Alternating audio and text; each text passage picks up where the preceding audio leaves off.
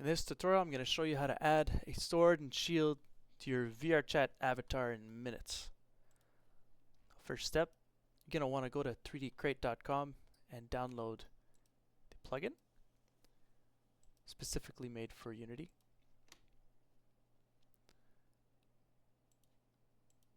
Now, I already have 3dcrate installed, so I don't need to re-download it.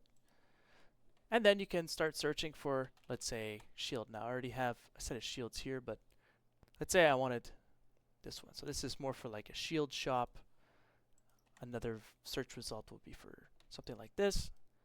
This looks great, so I'll import this one. Import the model. Wait for it to unzip. And while that's happening, you can actually search for, let's say, a sword. This sword looks good. Go ahead and import this one now that our shield's imported.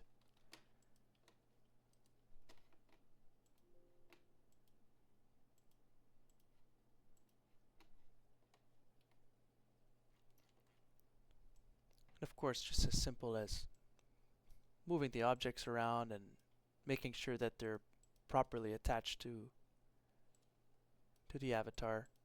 Scale is needed.